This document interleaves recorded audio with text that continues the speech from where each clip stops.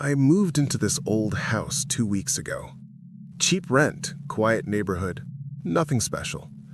At least, that's what I thought.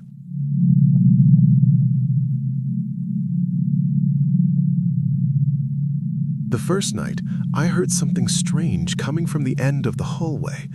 A soft, dragging sound, like fabric sliding across wood.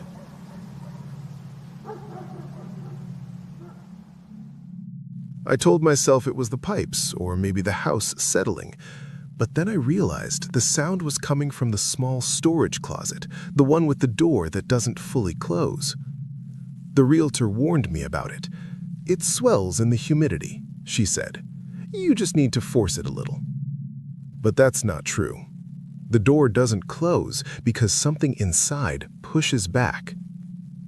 The second night, I heard breathing, slow, deep, wet. I froze in my bed, listening. The breathing wasn't coming from the hallway this time. It was coming from right behind my bedroom door. Just a steady inhale and an even slower exhale. I didn't move until sunrise. The next morning, I tried opening the storage closet again, just to prove to myself that nothing was wrong. But the moment my fingers touched the handle, I felt a vibration. Not like an appliance or a fan, more like a heartbeat. The door felt warm. I stepped back, and the door clicked quietly, like it wanted to open on its own. That night, I placed my phone by the closet and recorded audio for 8 hours. When I listened the next morning, I nearly dropped the phone. At 3:14 a.m., the recording captured a voice, not a human voice, a dry whisper scraping like sandpaper. Don't. Just that one word. Don't. I should have left right then, but curiosity is a curse. On the 5th night, the door finally opened. Just a crack, just enough for me to see darkness so deep it didn't look like a room, more like a tunnel or an opening. Then a hand, if you can call it a hand, wrapped around the doorframe, thin, too thin, like sticks wrapped in stretched black skin. The fingers were long, too long, and they scraped the wood like nails. I didn't scream. I couldn't. The hand slowly retreated back into the darkness. The door slowly swung shut, but it didn't latch. It never latches. Every night since then, I've heard it open. Not fully, just enough. Enough for whatever is inside to look at me, watch me as I lie in bed pretending to sleep. Some nights it whispers. Some nights it breathes. Some nights, it laughs. And I realized something yesterday. The more I listen to it, the more it listens to me. Tonight, the door is opening wider, wider than it ever has before. I think it wants me to see it, to really see it. I'm shaking as I record this. Something is standing behind the door. I can see its eyes now.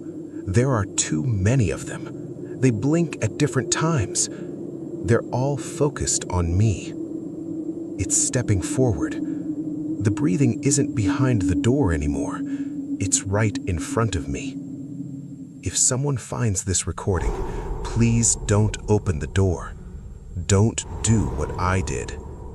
Don't.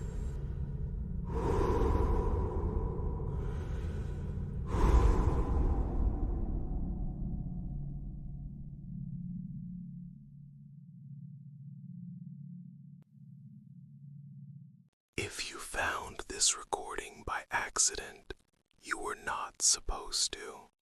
Some sounds are not meant to be heard twice. If you are listening at night, I suggest you stop now, because once the tape hears you, it doesn't forget. Welcome back to Cursed Whispers. What you're about to hear is not a story passed down by word of mouth. It was recovered from an abandoned radio station archive, sealed in a box with no label, no date, and no record of who recorded it. I only know one thing. Everyone who listened to it heard something different. The station closed in 1997. No farewell broadcast, no announcement, just silence.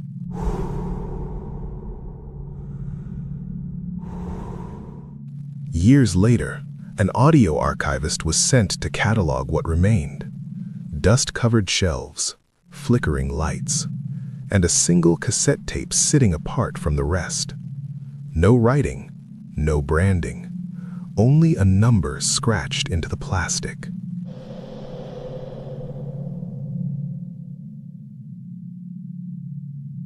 "0317."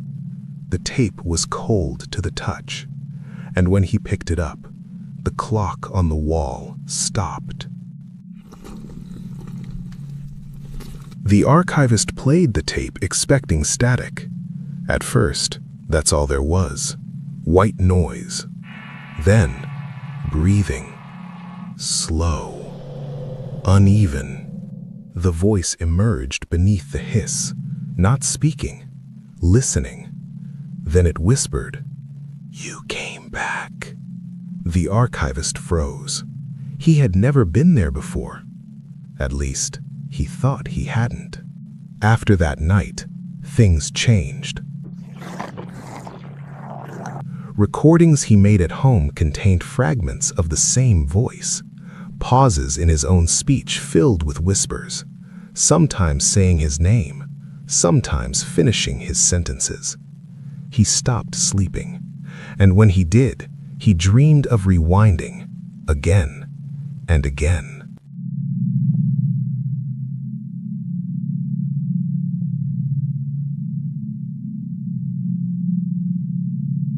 The tape was no longer recording sound, it was recording him. He decided to leave one final message, a warning. As he spoke, the tape responded in real time, matching his tone, his rhythm, his voice.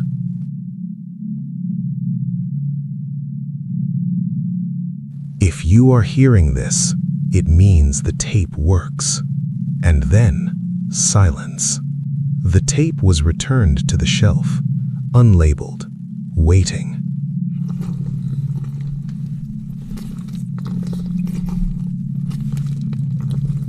You are listening now because someone pressed play. Tell me something. Did you hear your name too?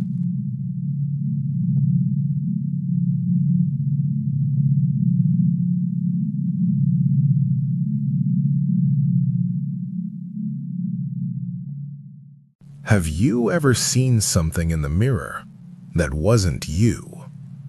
Not a trick of light, not a reflection. Something watching you from behind your own eyes.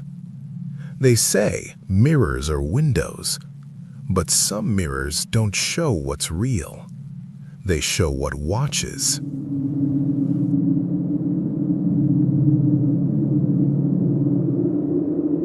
Welcome back to Cursed Whispers. Tonight's story isn't just urban legend. It roots itself in real haunted mirror encounters, reflections no one could explain, faces that shouldn't be there, whispers from the glass itself. Once you look into this mirror, it looks back at you.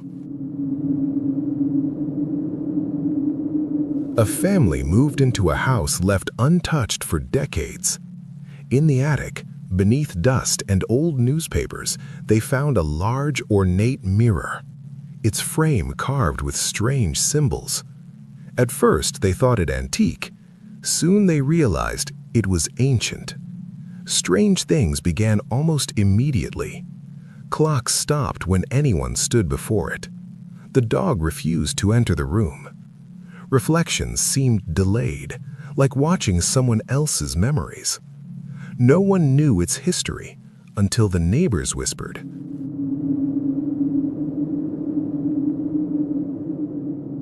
This was here long before the house was built. At first, they saw only themselves. Then they saw others. A pale face at the edge of the glass, eyes that gleamed in stillness. Sometimes a soft voice seemed to whisper just below hearing, "Look deeper."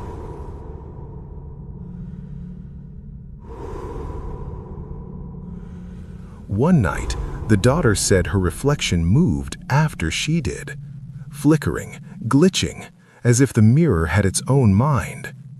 The family tried to cover the mirror, but anything placed before it seemed to vanish by morning. Pictures, candles, even their own notes, gone. Behind the cloth, they heard faint breathing, and something shifting just beyond the fabric. Then came the voice, soft, barely there. "I see you. You see me." It wasn't whispering words, it was whispering thoughts. The mirror didn't reflect light, it reflected fear. Desperate, they brought in someone who claimed to understand objects with bound spirits. He said the mirror wasn't just haunted, it trapped something inside, a presence that drew energy from reflection. He tried to break it. The glass didn't crack. It sang a high, terrible note that seemed to crawl under their skin and into their minds. The last thing they heard before fleeing was a voice, not from the room, but from within their own heads. "You can never look away." They left the mirror behind. But some nights, when the lights are low and the reflection wavers, you might hear it whisper your name. Because mirrors don't forget, and they don't forgive.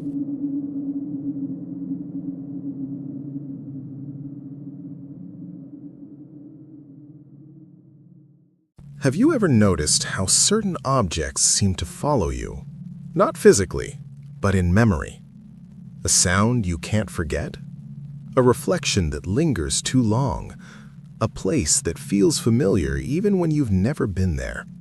Some people believe cursed objects are accidents. They're wrong. They're pieces of something larger. And when those pieces come together, they wake up. Welcome back to Cursed Whispers. Tonight's story connects everything you've heard so far.